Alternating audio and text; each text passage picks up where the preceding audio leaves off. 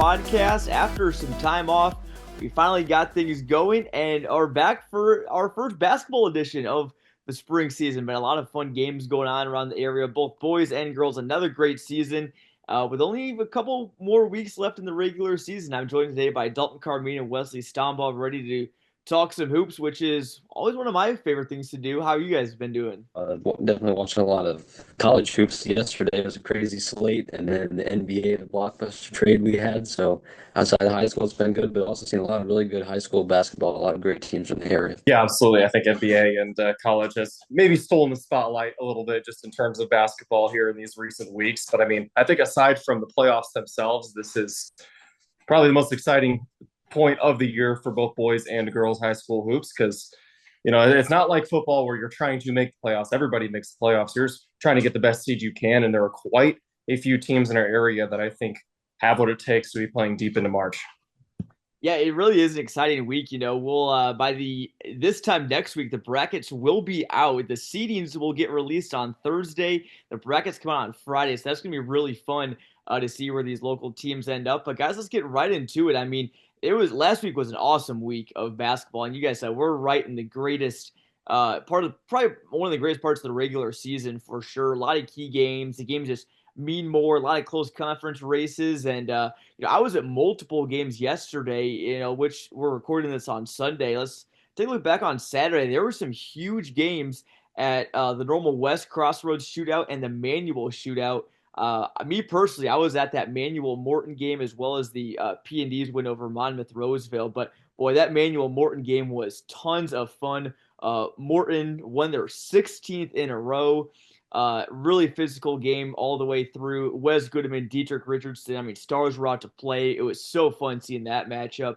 I don't know if you guys, I know you guys weren't there, but any thoughts at all from that game? Our Owen Dimful wrote a story from that one. You can read that on CSM Overtime. But again, huge Saturday of boys basketball and also girls basketball yesterday as well. Yeah, from that shootout, I mean, my original takeaway from it, and I still think this is we need to have these types of shootouts every single weekend here in Central Illinois because those are so much fun to watch when you get teams that are both in Central Illinois playing each other, but they aren't in the same conference, or even, you have teams from all over the state come and play these games so you can get different looks at different teams that you would otherwise never play. And yeah, that Manuel Morton game, probably the game of the week, Morton coming through there in the last couple of minutes for that 53-51 victory. And yeah, 16 in a row is what you said, John. That's really, really hard to do in Central Illinois basketball. And Potters are a the Potters are a buzzsaw, pardon me, yet again. Yeah, we saw some really good and competitive matchups in those games. And, we love the conference rivalries, but it's also fun every year to see these teams compete, in the non-conference schedule. And there's still a lot of competitiveness. And even though these teams aren't in the same conference, they're largely in the same, areas all in Central Illinois. And certainly those are big games for teams' pride. Yeah, definitely. That wasn't the only Big 12 Mid-Illini game that was huge yesterday. Another one was Normal Community and Metamora down at the Normal West Crossroads Shootout.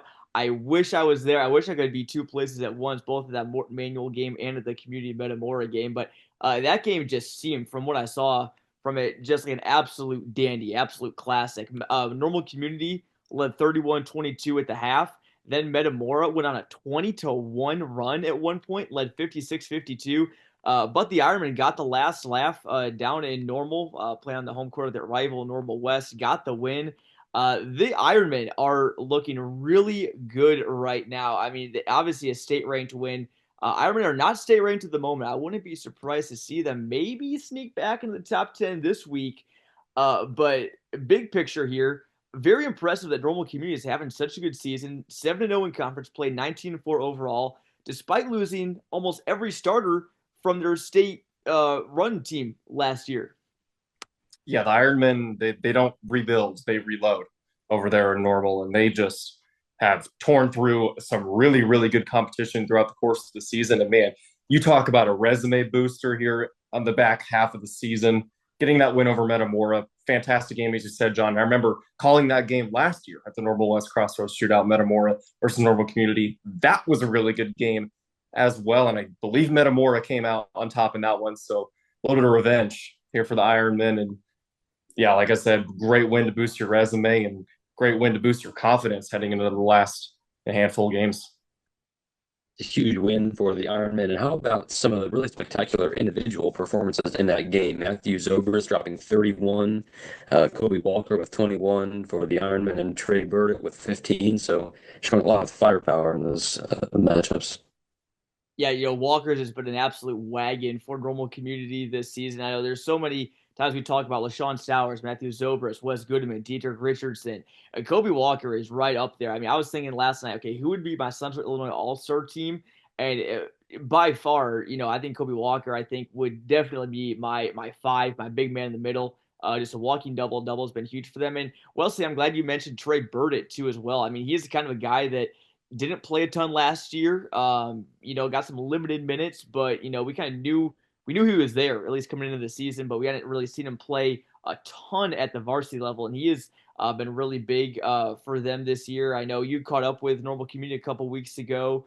Definitely a team to watch coming down the stretch as well. But again, so many other big games this past week. The thing about basketball is there's over 100 games each week. It's not like football. We only have about 15 to 20 to talk about. So can't talk about everyone, but any other games last week or just games in certain conferences? I mean, we had conference matchups in Mid Illini girls, which were really close. We broadcasted Metamora's win over Pekin yesterday. Also, conference action on Friday night as well. That was a big slate of games. Anything else from last week that stood out to you guys at all? Yeah, Friday night, I just want to give a shout out to the Eureka Hornets. They're 12-12 overall, 4-4 in conference. That doesn't jump off the page at you, but they beat up on Tremont on Friday night, and Tremont's a 20-win team already. They've got state aspirations. They could certainly get there, and they were undefeated in the conference prior to taking that L to the Hornets, and 81 points for Eureka in that game. That is really, really hard to do in high school basketball, and first-year guy Cohen Allstat with a huge 17-point performance, and Connell Roth and Isaac Schaefer both scoring in the double digits to complement him. And they've also got a winnable game tomorrow versus the Fisher Bunnies. So let's see if Eureka Hornets can get something going, get a winning streak going, and get some more people to start taking them more seriously like they deserve. Just continue to be really impressed by Peoria Notre Dame's girls. Had the 70-32 victory over Paris and Lexi Bayard, scoring 26 points and 9 rebounds. There's so much firepower on that team. I know that wasn't necessarily one of the bigger matchups of the season for them, but it's just incredible to see how lopsided they can win a lot of those games. Most definitely. I'm glad you brought up P&D girls, Wesley, because I saw them for their senior night game on Thursday. Matchup against state ranked, or I should say state number 1 in Class 1A, Abington Avon. Thought that was going to be a relatively close game. Yeah, I still thought P&D was going to win that game, maybe by about 15 to 20 or so is what I was at least predicting in my head. And they came off in that first quarter and just blew the doors out. I mean, they were hitting threes. They were moving the ball well. They defend insanely well. The biggest thing that sticks out to me about this P&D team, and I think a huge reason why they can repeat, is focusing on the defensive end. Their length is really, really bothersome. Lexi Bear is about 6 feet. You have Cora Hines, new starter this year, who's been playing really, really good ball. She's 6 foot, 6'1". Then Allie Stickelmeyer, one of those seniors for PND, and Drake soccer commit is also pretty lengthy as well. And then plus you guys also have athletic players like Julia Mingus and Emmy Wardle at guard. I mean, they just suffocated Abington Avon, and they made him pay on the offensive end as well. I think they drained 12 threes in that win. So, I mean, that was just truly spectacular from Peoria Notre Dame. And it's crazy to think they're still playing without Caitlin Cassidy, who was all conference type player for them.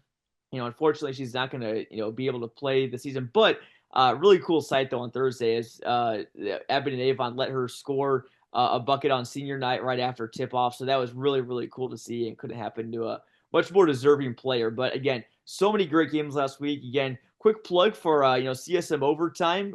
You can catch all the scores every night with all the top performers and more.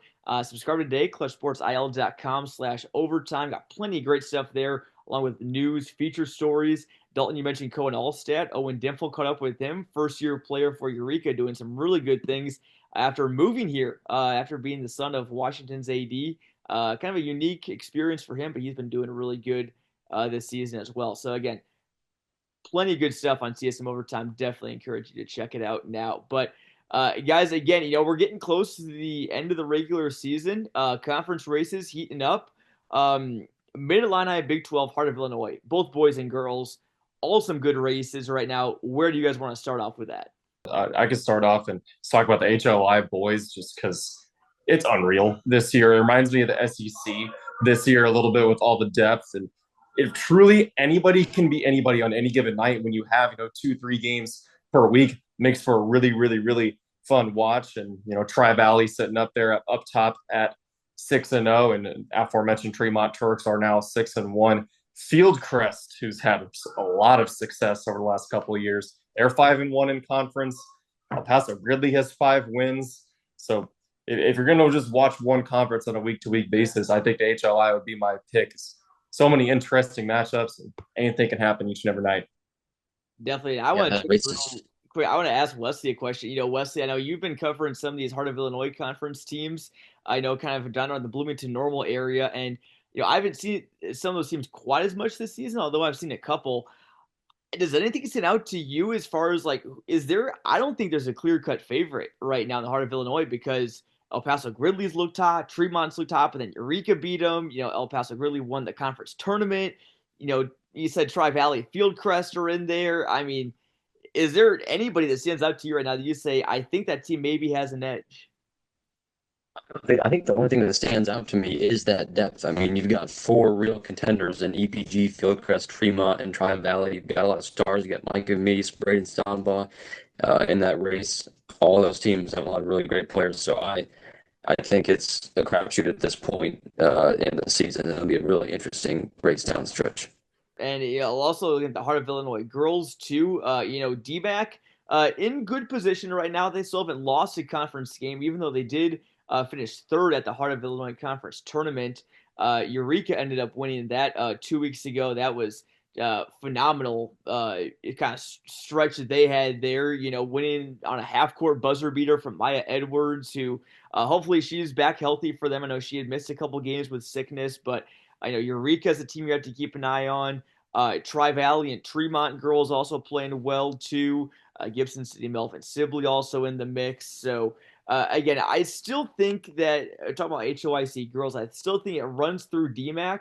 And while we're on the topic of the Chiefs, I think it's hard to not to believe that them and P&D are in another collision course to face off in the 2A sectional title game. Yeah, I would agree that the road runs through DMAC just because nobody seems to have an answer for Dahlia DeJesus. I know I sure as heck don't. I don't know what you do when you're playing against that dynamic of a player. And she has just absolutely dominated the competition. And I think DMAC has the depth, has the consistency to get it done. And I know they don't want to be matching up with PND anytime before the state title. But as you said, John, looks like that's going to happen. And I'm going to have my eyes all over that one if that does happen here in a couple weeks. Most definitely. And, Wesley, again, kind of tossing it back to you as well. Again, I know you, down in Bloomington, I know you're kind of a little bit more in Big 12 country. Either boys or girls, anything stand out to you with those conference races? We mentioned Community leading the way right now in the Big 12 at the moment for boys. P&D is in the driver's seat right now for girls, but still some good teams, though, 2 through 6 or 7 in, again, both boys and girls. I think Big 12 girls, there's a lot of talent up and down the conference. You look at Normal Community in Bloomington, Manual, Richwood's, all really good teams. I don't see a path really for anybody to beat PND for the conference title. But when it comes to playoff time, those are teams that could certainly make a lot of noise. Those teams that I mentioned. Now on the boys' side, I'm just so impressed by the Normal Community. They did lose all 5 starters coming into this year. I mean, there was so much hype around that team last season, and this season I don't think people were really expecting all that much out of them. And you look in their 7-0 conference, in first place, and like Dalton said, they don't rebuild, they just reload. Yeah, most definitely. And, it's just really great that, again, obviously, it's kind of been a kind of a power shift in the Big 12 because at least with one team, Peoria High was so good for so many years in the league. Guyton, Denali, Craig Edwards, they lost everybody. They're very very young this year, so they're not dominant like they were in years past. But it's allowed for teams like Manual and Richwoods, to have a really good season. I don't know how many people have been following along with Manual's girls team. They were near the bottom of the Big 12 for multiple years. And they have really turned things up a notch this year. They're again probably not going to win it, but they're in the mix, having a great season under head coach Holly Nelson. So definitely a great story there for Manual. Rich Woods, London Somerville, younger sister of Lathan and daughter of Marcellus, having a great season over there. Bloomington having a good year as well. Wesley, I caught up with them for CSM overtime a couple weeks ago, so they're having a great season. And up in the boys' side, I think coming into the season, I think Peoria High and Manual were my two teams that I thought were going to be the clear-cut favorites, and they still could. Couple hiccups for both teams, here and there. I want to know if any of you guys have any thoughts on them. Manual is obviously they're in a 5-game skid right now. Unfortunately, however, all 5 of those ones have come by single digits. So again, Manual's 13-10, play a tough schedule. I think there's going to be some questions though about how they're going to want to win some of these games eventually. You don't want to keep having moral victory after moral victory. But on the other hand, though, they're playing in Class 2A. They could still run the table all the way to the playoffs. Yeah, I'm not really sure how confident I would be if I was a Class 2A team and I see Manual on my path to state. That's not a team I would want to play, especially, like you said, John, they're hungry for a win. They're going to be hungry for a win from here on out after taking those 4 heartbreaking losses by 4 or less points. And of course, you got Dietrich Richardson, the superstar, 4-star Bradley commit, doing bulk of the work for that team. But they've got plenty of guys around him to complement him. And I was with you, John. I think before season started, if I had to put money on it, I would pick Manual. As of right now, it's hard for me to pick against the only team that's undefeated in conference, and that's Normal Community. So I would take the Ironman right now to end up winning the conference. But yeah, Manual's poised for a deep run in March, I believe. For Peoria High, I think any team would be remiss to, underestimate them. We got to see them in the Holiday Classic Championship playing Romeoville. They dominated that game and just, the athleticism of that team is really good. There's a lot of talent there, and I think that they can certainly be dangerous come postseason time, even though I do agree with Dalton that Normal Community is probably the favorite to win the conference. Yeah, I've seen Peoria High play a couple of times this season, and a great season for them, one of the best they've had in a while. So major credit to them, and Daniel Ruffin, their head coach, LaShawn Sowers. I think the biggest key for the Lions is you're going to get a good game out of LaShawn Sowers just about every time he steps on the court. I think the biggest key for Peoria High is can you get those other guys like those role players like TJ Sturdivant, Phoenix Foy, those other second, third, fourth, maybe in fifth options. Can you get those guys to have good games? And, obviously give LaShawn some help because especially in the playoffs, he's going to be the main focus, for guys whoever they face up against. Probably, maybe Wes Goodman, Matthew Zobrist are going to be, matched up with them. And things may not always come easy, for him, even though he can, create on his own. He's, just a fantastic player. And he's really upped his game even more this season. But I think that's going to be the biggest key, for Peoria High and just, establishing, that consistency as well. Because I think Peoria High, they can certainly beat anybody, but they also can't, beat themselves either. So, real quick, before we get into some, fun little segment ideas, Mid-Illini, it's kind of the power duos right now. Boys, you got Metamora and Morton. Girls, you got Morton and Washington. Guys, how do you see the, it playing out, and what have you, maybe observed from any of those teams this season? Yeah, in terms of the boys, I think you could basically separate it into 3 tiers, more or less, with of course, Metamora and Morton and boys being at the top, and that middle tier being Dunlap, East Peoria, even Limestone. Shout out to the Rockets. Really nice season from them so far. I'm really underrated. They're playing some good ball. Very underrated. But yeah, and I have it written down here. I don't think Metamora or Morton lose a single game the rest of the regular season. So it's really possible that they end up with identical or near identical records in conference. And think right now I would give the edge to Morton just based off the eye test, but really two top dogs. And I guess it's a good year to have your school start with an M in the middle line. And sorry, Wesley, I didn't mean to cut you off, but Okay. the girls' race has been really fun. Morton and Metamora have both played both their two conference games on the boys' side. However, there is still going to be a huge game to be played on the girls' side when Washington and Morton collide in the last game of the regular season for both teams on February 11th. That's next Tuesday, and again, Morton beat Washington by 1 the last time, and Washington's gonna be really hungry for that revenge win. That loss to Morton is again their only one so far. They're 27-1. Again, it could be some great races the rest of the way. A couple more minutes left, guys. Here had some kind of segment ideas, making picks for certain things. First one is your team that could surprise as we head into the playoffs. It could be boys or girls. I can kick things off, and I'm going to go girls, and I'm going to go with Class 1A runner-up last year. That's Illini Bluffs, and they went 32-5 last year. Just unreal work from Coach Belleville and company, and talk about reloading and not rebuilding. That's exactly what they did. And there's a lot of questions about that team because they did lose a ton of talent from that state runner-up team just a year ago, but a nice blend of youth and experience, and they've won 7 of their last 9, and they didn't fall back into that middle tier, that around 500 team that a lot of people thought they would be. They're well above 500 and eyeing a deep March run, and I don't really see a reason why they can't do it there in Class 1A. So good for the Tigers. Yeah, and a nice play lately after a 2-5 start. Again, they're now 17-9. Big games ahead this week. Brimfield and Eureka coming up. So those will be two good litmus test games, but two good tests ahead into the playoffs. Wesley, what about you? Yeah, Tri-Valley boys, I think that they're not being, talked about nearly enough. All they've done is really go out there and win. They're 18-5 and 6-0 in the heart of Illinois, and I think they have a really good mix. They've got Marley Neitzel, a guard who can really shoot it. They've got kind of a point forward, and Braden Stambaugh, who can, has mid-range game, can knock down threes. It's a really good rebounder. And they have Aiden Jensen, a 6'8" forward center who's just got great size, especially for a small school, and he can shoot it a little bit too, so he can space the floor. So they have a good mix, and I think that's a team to watch out for. Yeah, most definitely. And my pick for a team that could surprise, I saw this team back on Friday.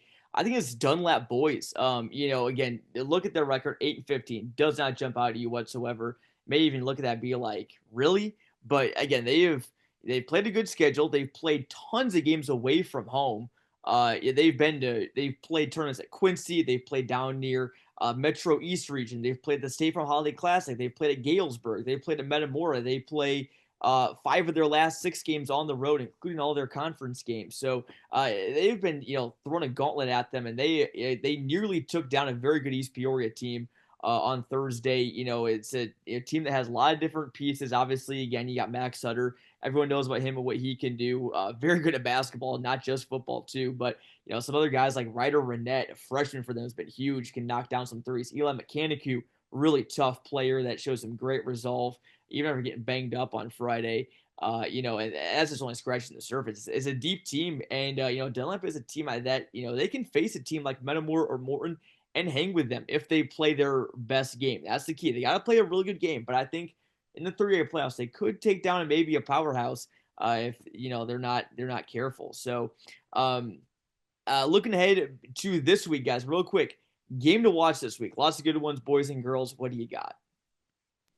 I got Leroy and Tri-Valley. Leroy, another very, very underrated team. They're 16-7 overall and went on a 7-game win streak earlier this year. They just underperformed a little bit in conference play, and that's what's going to happen in that perennially tough conference.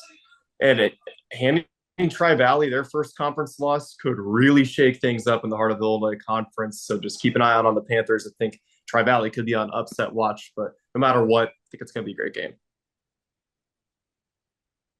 Valley game for Valley taking on Tremont, the number 2 team right now in the heart of Illinois. That's a big game, and catching up with Braden Stambaugh after their win over Paxton Buckley. He was saying that that's one of his favorite moments from his career is this season when they took down Tremont. I think they're 1-1 against Tremont on the season, so that'll be a rubber match and big time heart of Illinois implications. Well, a lot of Tri-Valley talk in this podcast. Shout out to the Vikings for sure. But Yeah, my game to watch this week. I'm gonna go class. Again, I'm gonna go kind of under the radar. I'm gonna go class 1A boys, Peoria Christian and Princeville. Those are probably the two. I'd say two of maybe three teams in the area that can make a deep run in class 1A. Peoria Christian's been playing some really good ball lately. They are on a hot streak. They offense is lights out. Princeville was rolling for a while. They were 18-3. They had won 14 in a row, but now all of a sudden they've lost their last three. So they're going to be looking, to kind of get back on the right track and right the ship a little bit. And, big opportunity to do that against Peoria Christian. That game being played on Saturday, if I'm not mistaken. So, guys, again, I know we're talking, playoffs are coming up. That's really what matters at this point of the season for the most part. Real quick, teams you think that are state contenders, teams you can realistically see making it down into either Bloomington or Champaign. Who do you got? If I had to put my money on one, I'm gonna take, I guess, the easy way out and say the Washington girls. Max Preps, and I don't know it's Max Preps, but they have them ranked as the second best team in the whole state of Illinois, regardless of class. And they've had 23 wins minimum in every single season since COVID. And they've already got 27 as of today, Groundhog Day, February 2nd. So that state title has just kept eluding them, in and out every single year. They've had fantastic teams, just can't quite get over the hump. I think this is the year for Coach Kim Barth and the Lady Panthers. I'm really confident they've got some nice wins on that resume, such as PND, Galesburg, and the aforementioned Abby DeNabon. Yeah. Community boys as a bit of a dark horse. Talked about they're not state ranked, could potentially move into the rankings this next week, but they're a team that was really highly touted going into the playoffs last year and made a good run, came up short of a title, but I think they have pretty good experience. It's not, even though they replaced their 5 starters, it's not, college basketball these days where they're all guys from the transfer portal. These are guys who have come up through the system. Talked about a guy like Trey Burdick who came off the bench for them, is able to learn from them. And Kobe Walker, fell in the shoes of Jaheim Weber, who was their star center last season and is at SIU now. So, I think that these guys have, they've been there, whether, both of those guys came off the bench in those games. And then Coach Whitsick been there for so long and had so much success. And you don't win a championship with a bad coach. And I think that, if any coach can help his team pull off an upset, I think it's Coach Whitsick. For sure, good point there. I like where you're thinking. My short list of teams I think can make it to state are, whoever comes out of the 3A boys regional around here, probably going to be, Morton, Metamora, Peoria High are kind of the main three. I think, whoever. Again, if I had to pick one right now, I'd probably say Morton, but I do think Metamora's got the pieces, especially to make deep runs. With guys like Zobrist and Funk. Star power does mean something a lot in the playoffs for sure. Also looking Manual in 2A again. Even though they've lost 5 straight, I don't think it really changes. I think we know how dangerous this team is, and also 2 and 2A. A lot of really good 2A schools, not just here but all across the state.